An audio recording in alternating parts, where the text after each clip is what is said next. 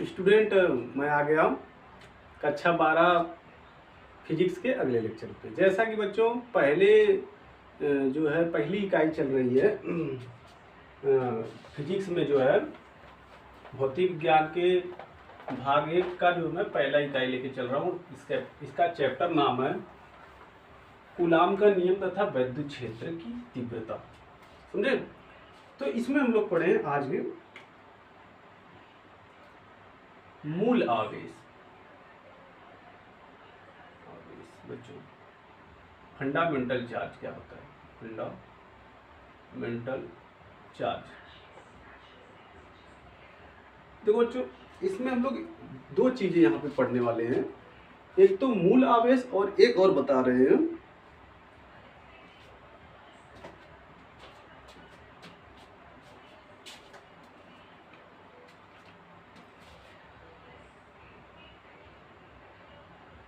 बच्चों, ये इंक हमने डाल लिया।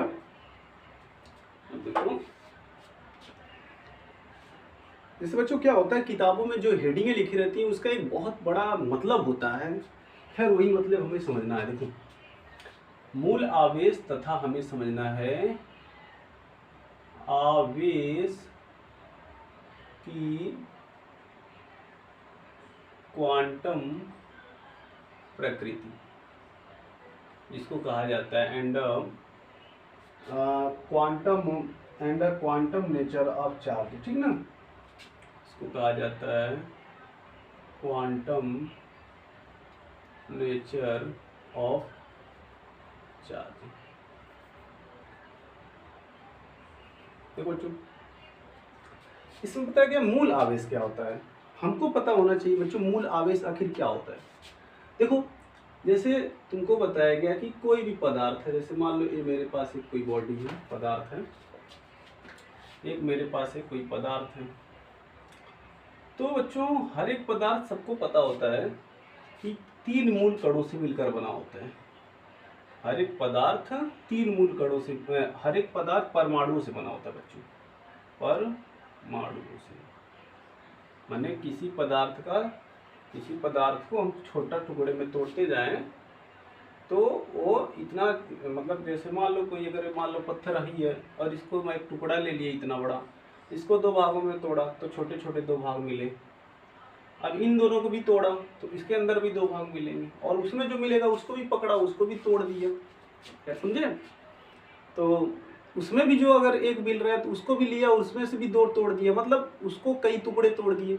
फिर भी जो टुकड़ा मिल रहा है उसको भी और टुकड़े में तोड़ते जा रहे हैं, तो वह जो टुकड़ा होगा, कण जो होगा, बहुत छोटा हो जाएगा। मतलब इतना छोटा हो जाएगा कि मतलब वो तुम आंख से देख नहीं पाओगे।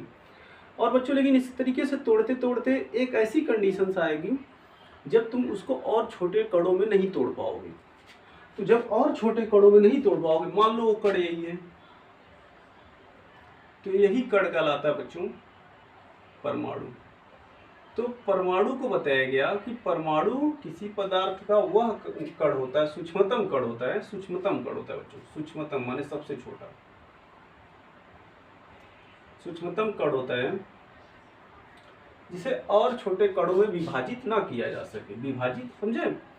तो परमाणु के अविभाज्य कण माना जाता था, लेकिन डाल्टन ने जो बताया था, डाल्टन के अनुसार। लेकिन बच्चों बाद में पता चला कि परमाणु जो है वो भी विभाज्य है, और वो परमाणु जो होता है 3 मूल कणों से मिलकर बना होता है। एक इलेक्ट्रॉन और एक प्रोटॉन और एक न्यूट्रॉन। तो बच्चों इसमें बताया जाता है कि जैसे इलेक्ट्रॉन क्या होता है, ऋणात्मक कण होता है, ऋणावेशित कण होता है, ऋणावेशित कण होता है। प्रोटॉन क्या होता है, एक धनावेशित कण होता है, वेशित कण होता है। और जो न्यूट्रॉन होता है बच्चों, उस पर कोई आवेश नहीं होता है, तो वो विद्युत उदासीन होता है, माने विद्युत रूप से उदासीन होता है, विद्युत उदासीन। तो एक कहानी बच्चों जैसे इसमें चला करती है कि परमाणु जो है 3 मूल कणों से मिलकर बनता है, इलेक्ट्रॉन, प्रोटॉन, न्यूट्रॉन, सबको पता है ना बच्चों? पढ़े भी होंगे कक्षा 10 में। चलो नहीं, खैर पढ़े हो तो पढ़ लो। परमाणु 3 मूल कणों से मिलकर बना होता है। बच्चों परमाणु जैसे परमाणु की एक अलग ही कहानी है, जो कि हम लोग एक परमाणु का चैप्टर मिलेगा उसमें बहुत विस्तार से पढ़ेंगे। अभी परमाणु के लिए जो इस चैप्टर को समझने के लिए जो कंसेप्ट समझना है उसको समझ लिया जाए थोड़ा सा। देखो समझो,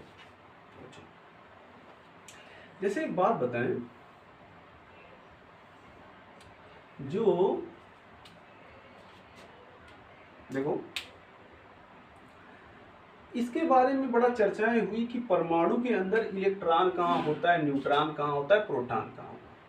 तो कई अलग अलग साइंटिस्टों ने पहले अलग अलग अपनी राय दी। किसी ने तरबूज का मॉडल दिया, किसी ने, खैर देखो ये बातें थोड़ी लंबी हो रही हैं, लेकिन अगर तुम कक्षा 11 का थोड़ा पढ़े रहोगे तो बहुत अच्छे तरीके से तुम्हें मेरी बातें पकड़ में आएंगी। खैर देखो ये बताया गया, मैं सीधे सिंपल भाषा में समझाऊं, ये बोला गया कि परमाणु जो है गोल कण है मान लो, तो इसके अंदर इलेक्ट्रॉन कहाँ होता है, प्रोटॉन कहाँ होता है और न्यूट्रॉन कहाँ होता है। तो बताया गया कि देखो भाई, अगर एक परमाणु है तो उसमें हो सके कि कई इलेक्ट्रॉन हो, एक ही परमाणु में कई इलेक्ट्रॉन हो, समझ लो तुम, एक ही परमाणु में कई इलेक्ट्रॉन हो और कई प्रोटॉन हो, कई न्यूट्रॉन हो। इन्होंने बताया कि देखो भाई, कोई भी परमाणु है, अगर इतना बड़ा परमाणु गोल के आकार का है तो उसके बीच में एक छोटा सा भाग होता है जो कि बहुत सॉलिड होता है, और इस छोटे से भाग को क्या कहते हैं बच्चों, नाभिक कहा जाता है, नाभिक, समझे। और इस नाभिक के अंदर ही दो कण होते हैं, एक न्यूट्रॉन होता है, एक प्रोटॉन होता है बच्चों, ठीक। और इलेक्ट्रॉन क्या करता है, अब इसके भाग वाला बाहर का भाग ये जो है एक खोखला भाग होता है। अब इलेक्ट्रॉन क्या करता है, इसमें चक्कर लगाता है इस नाभिक का, जैसे पहली कक्षाओं में चक्कर लगाता है, पहली कक्षा में 2 इलेक्ट्रॉन, दूसरी में 8 है, ऐसे नियम बने हुए बच्चों। और एक बार और तुम्हें समझाएं तो ये ऐसा बना हुआ है। तो अच्छा, किसी परमाणु में बच्चों जितने प्रोटॉन होते हैं उतने न्यूट्रॉन ही होते हैं, ठीक ना। अगर इसमें मान लो इलेक्ट्रॉन कितने बन गए, सब इलेक्ट्रॉन है ये बाहर वाले, ठीक ना। तो अगर इस पे इलेक्ट्रॉन कितने हुए, 7 हुए, 7 इलेक्ट्रॉन, 7 दूनी 9 इलेक्ट्रॉन हुए। तो इसके नाभिक में बच्चों 9 प्रोटॉन भी होते हैं, इसके नाभिक में 9 प्रोटॉन भी होते हैं, समझे। तो और उसी हिसाब से न्यूट्रॉन भी होता है, तो न्यूट्रॉन का यहाँ पे बहुत चर्चा नहीं करना है, मतलब 9 न्यूट्रॉन भी मान लो ये मिक्स रहते हैं, नाभिक के अंदर रहते हैं बच्चों। अब देखो ऐसा होता है कि जो इलेक्ट्रॉन पे आवेश होता है बच्चों, वो बताया जाता है कि 1.6 × 10 के पावर 19 कूलम ऋण आवेश होता है बच्चों। तो इसको हम सामने चाहे तो माइनस भी लगा दें। और जो प्रोटॉन पे होता है उतना ही धन आवेश होता है बच्चों, 1.6 × 10 के पावर 19 कूलम, समझे। तो इसलिए चूंकि जो नाभिक होता है बच्चों, नाभिक में जितने प्रोटॉन होते हैं उतने ही इलेक्ट्रॉन भी होते हैं, इसलिए इलेक्ट्रॉनों का ऋणावेश और प्रोटॉनों का धनावेश बच्चों बराबर रहता है, और वो एक दूसरे को निरस्त कर देता है। इसलिए पूरे परमाणु पे अगर पूछा जाए कौन सा आवेश होता है, तो पूरा परमाणु बच्चों विद्युत रूप से उदासीन होता है, विद्युत उदासीन, समझे बच्चे। तो एक कंसेप्ट थोड़ा सा देखो, ये परमाणु का है, इसको इलेक्ट्रॉन सिद्धांत भी कहते हैं, ठीक ना। तो ये परमाणु के बारे में इतनी बात हमको पहले पता होनी चाहिए, ठीक ना। इसको जरा बच्चों नोट करो, तब आगे बताएं अच्छी अच्छी बातें।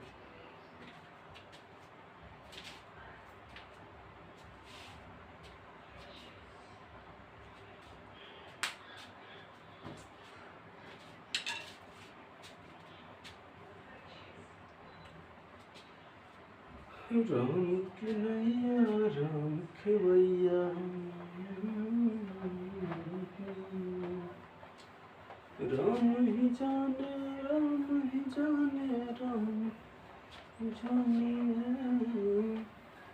अब देखो बच्चों, जैसे मान लो कोई मेरे पास पदार्थ है, चलो ये मेरे पास कोई पदार्थ है और ये आवेशित है, तो इसका मतलब बच्चों पहले ये पता करा जाता है कि ऋणावेशित है कि धनावेशित है। तो पता चला मुझे धनावेशित है। तो धनावेशित में बच्चों क्या होता है कि धनावेशित में इसके अंदर से इलेक्ट्रॉनों की कमी हुई रहती है, समझे बच्चे। कुछ इसमें जितने इलेक्ट्रॉन रहने चाहिए उतने इलेक्ट्रॉन नहीं होते, प्रोटॉन उतने ही होते हैं। तो प्रोटॉनों का आवेश इसको धनावेश कर देता, समझे। तो इन्होंने बताया कि देखो भाई, अगर एक इलेक्ट्रॉन, अगर इस पदार्थ से एक इलेक्ट्रॉन निकल गया, जितने प्रोटॉन होते हैं उतने ही न्यूट्रॉन होते हैं, अगर एक इलेक्ट्रॉन मैं इस पदार्थ से बाहर कर लूं, तो अब इस पे एक प्रोटॉन का आवेश हावी हो जाएगा। अब इसके ऊपर 1.6 गुणा 10⁻19 कूलम धनावेश बच्चों आ जाएगा, समझे। एक इलेक्ट्रॉन अगर मैं इससे बाहर निकाल लूं, इस पदार्थ से एक इलेक्ट्रॉन, तो इसके ऊपर इतना कूलम धनावेश आ जाता है। अगर मैं दूसरा इलेक्ट्रॉन भी निकाल लूं, इसमें से दूसरा इलेक्ट्रॉन भी निकाल लूं, तो बच्चों अब इसी का डबल इस पे आवेश आ जाता है। अब इसका डबल मतलब 1.6 गुणा, ये देखो इसका डबल कर दो, 2 से मल्टीप्लाई कर दो, तो देखो 3.2 गुणा 10⁻19 कूलम। तो बच्चों क्या हुआ कि ये 3.2 गुणा 10⁻19 कूलम इस पे आवेश हो जाएगा। या हम इसको इस तरीके से भी कह सकते हैं बच्चों, थोड़ा एक बात समझाएं कि पहले इस पे एक इलेक्ट्रॉन निकाले से इस पे P आवेश हो जाता है, एक प्रोटॉन का आवेश, और 2 इलेक्ट्रॉन निकाल लिया गया अगर इसके अंदर से, तो इस पे 2P का आवेश आ जाता है बच्चों। अब देखो इन्होंने बताया कि मूल आवेश क्या होता है, तो यही सब मूल आवेश है। सबसे मूल आवेश मतलब इलेक्ट्रॉन पर जो आवेश होता है बच्चों 1.6 गुणा 10⁻19 कूलम, ये मूल आवेश होता है। अब देखो अगर किसी पे मतलब इस पदार्थ पे इतना कूलम आवेश या तो रहेगा, या फिर अगर इसका मान बढ़ेगा तो डायरेक्ट इसका मान 3.2 गुणे 10⁻19 कूलम हो जाएगा। इसके बीच का कोई भी वैल्यू, इसके मतलब कोई भी आवेश इस पे नहीं आ सकता है। मतलब जैसे कोई हमसे कह दे, देखो जैसे कोई हमसे कह दे बच्चों, ये बहुत समझने वाली बात है और बहुत बारीक चीज मैं समझा रहा हूँ, समझने की कोशिश करना। जैसे अगर कोई तुमसे कह दे कि इस पदार्थ के ऊपर 2.4 गुणा 10⁻19 कूलम आवेश है, ऐसे बोल दिया जाए, तो बच्चों क्या हुआ कि जो 2.4 है ये 1.6 और 3.2 के बीच में आता है। और हमको पता है कि एक इलेक्ट्रॉन पे इतना आवेश, मतलब एक इलेक्ट्रॉन निकलेगा तो इतना आवेश आएगा, और 2 इलेक्ट्रॉन निकलेगा तो इतना आवेश आएगा। तो इलेक्ट्रॉन के निकलने से ही आवेश आता है, तो इतना आवेश, ये वाला आवेश कभी इस पदार्थ के ऊपर आ ही नहीं पाएगा। बात समझे, क्योंकि जो इलेक्ट्रॉन का आवेश होता है बच्चों वही मूल आवेश होता है। तो मूल आवेश के मल्टीपल में, जैसे किसी, मतलब मैं क्या बताऊं बच्चों, जैसे अगर मैं इसको E बोलूं तो इसको मुझे 2E बोलना पड़ेगा, 3E, 4E, मतलब किसी भी पदार्थ के ऊपर इस E के गुणज में आवेश हो सकता है। और जैसे ये जो नंबर है ये E का गुणज नहीं है बच्चों, तो ये E का गुणज नहीं है, इसलिए इस पे जो है ऐसा किसी भी पदार्थ पे ऐसा आवेश नहीं हो सकता बच्चों। तो मूल आवेश किसको कहते हैं? इलेक्ट्रॉन का जो आवेश होता है, प्रोटॉन का जो आवेश होता है उसको मूल आवेश कहते हैं बच्चों।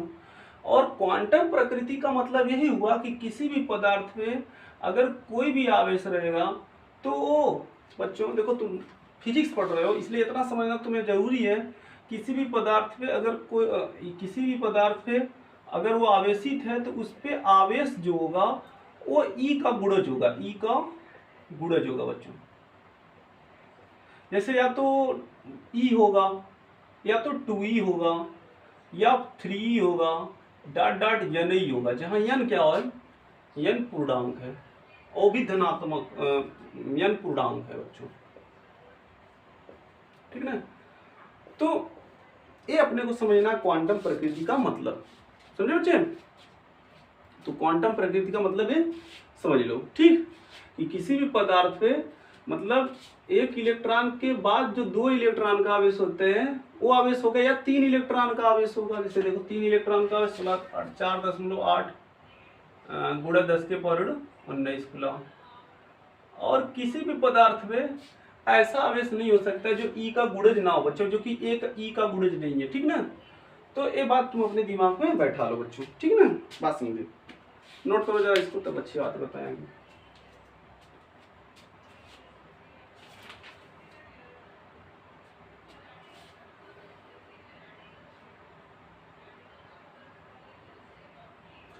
अब देखो बच्चों, इस चैप्टर की सबसे इंपॉर्टेंट टर्म आई, देखो, और इसको बहुत ही बेसिक तरीके से, बहुत ही स्लो मोशन से समझा जाए, ठीक है ना बच्चों। तो केमिस्ट्री फिजिक्स एक समझने वाला सब्जेक्ट है, लिखना पढ़ना तो मान लो सीख ही जाओगे, पहले समझो। पहले ही तुम अगर लिखने के चक्कर में, याद करने के चक्कर में पड़ जाते हो, समझते नहीं हो, तो वो चीज़ें तुम लिख भी नहीं पाते हो, तो ये समस्या हो जाती है। पहले इस चीज़ों को तुम समझो कि ये कहा क्या जा रहा है। मतलब देखो क्या होता है, हर एक चीज़ का एक नेचुरलिटी होता है बच्चों। कोई भी चीज़ बहुत हाई नहीं होती है कि मतलब पल्ले नहीं पड़ रहा है, ऐसा शब्द आता है ना, पल्ले नहीं पड़ेगा, हवा नहीं बच्चों, इसे उसको ऐसा बना दिया जाता है, क्रिटिकल बन जाती है, चीज़ें होती नहीं है, समझे। अगर समझने की कोशिश करो तो चीज़ें क्रिटिकल नहीं होती हैं। देखो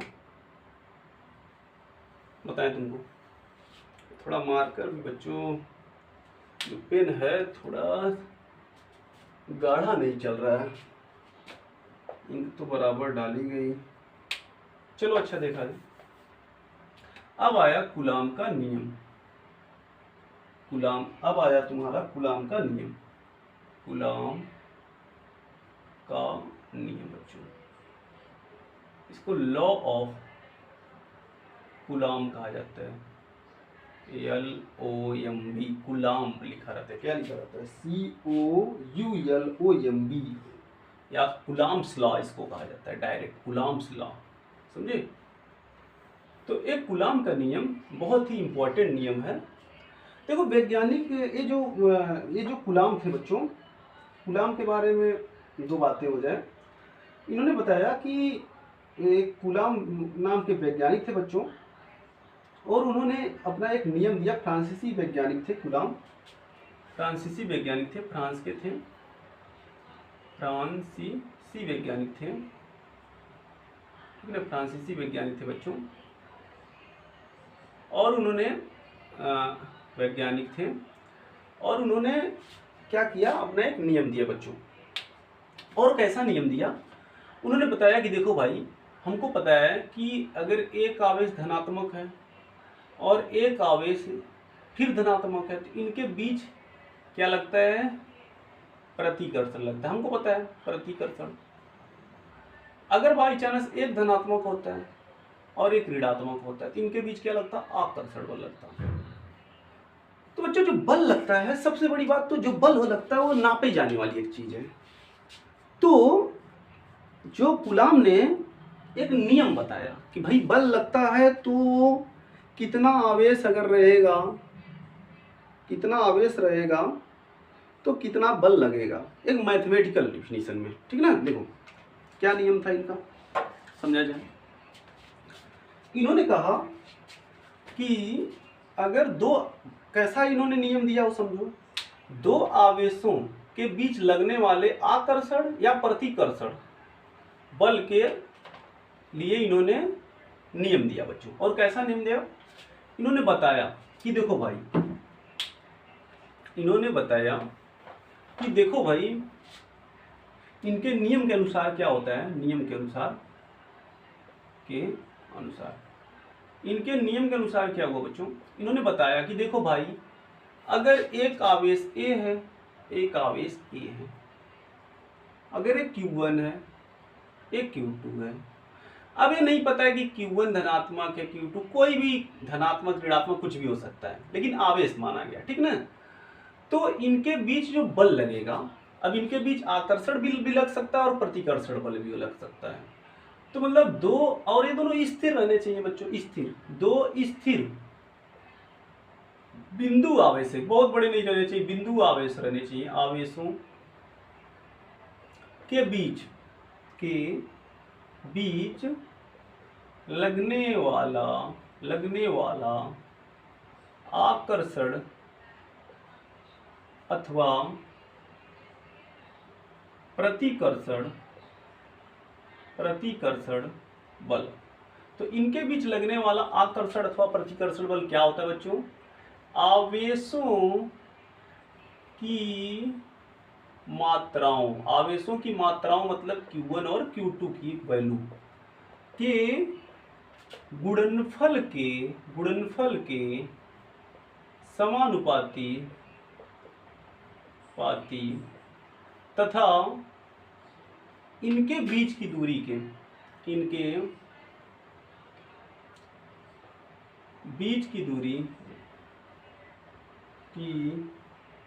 दूरी के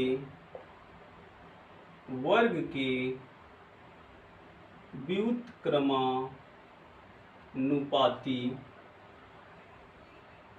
होता है। और एक बात और, यह बल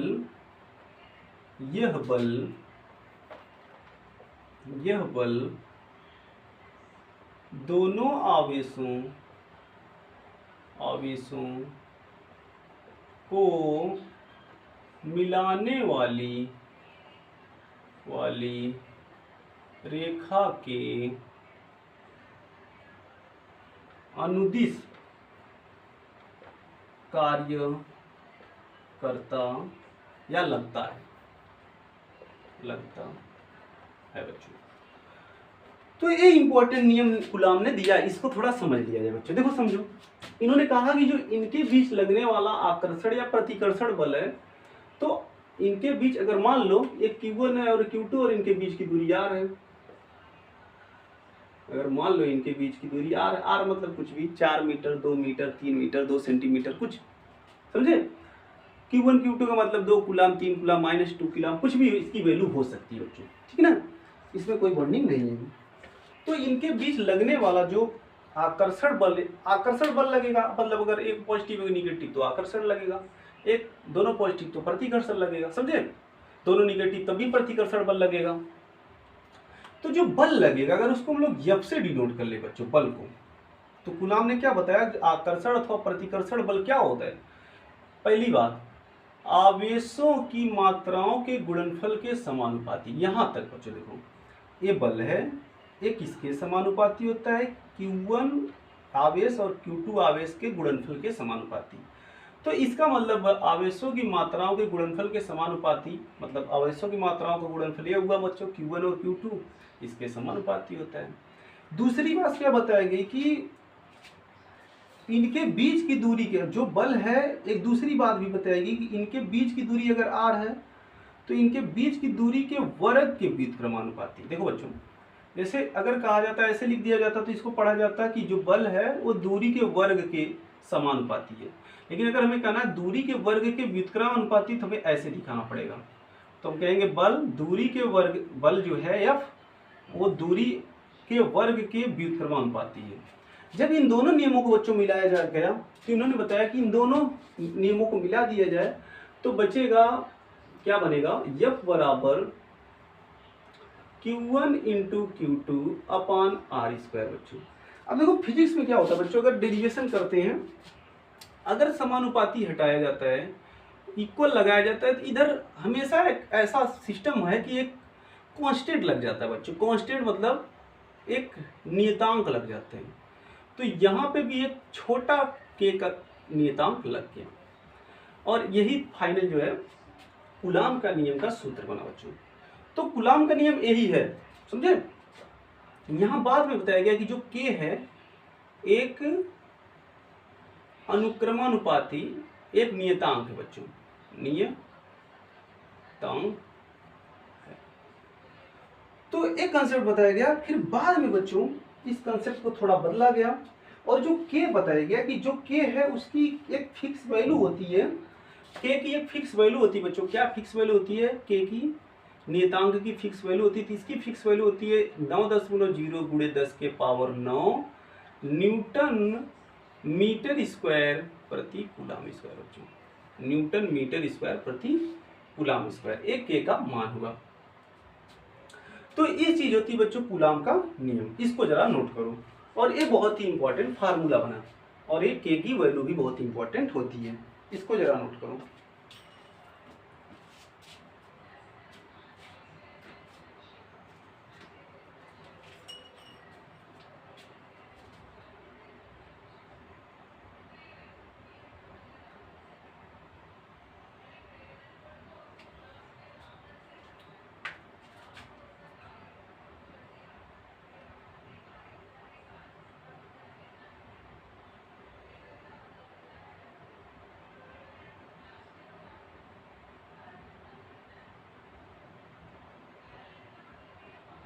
अच्छा बच्चों, अब देखो इम्पोर्टेंट, इसको जरा नोट करो।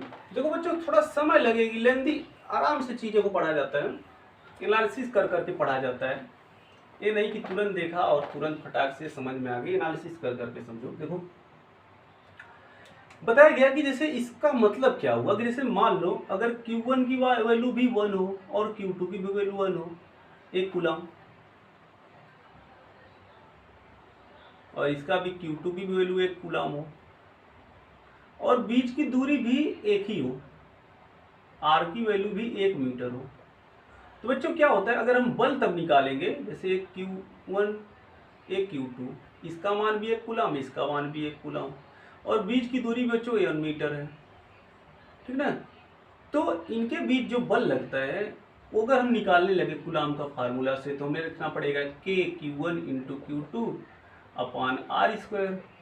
तो फिर क्या करना पड़ेगा, F, तो K, अब यहाँ देखो 1 इंटू 1 अपॉन 1², तो क्या आएगा, F is equal to K 1 upon 1 की वैल्यू 1 बच्चों, तो F की आंसर क्या आएगा, K। तो यही K की वैल्यू क्या आएगी, 9.0 गुणे 10 के पावर 9, ठीक है ना, न्यूटन बच्चों। तो ये जो बात है क्या होता है, इसका मतलब ये होता है न्यूटन मीटर स्क्वायर प्रति कूलम।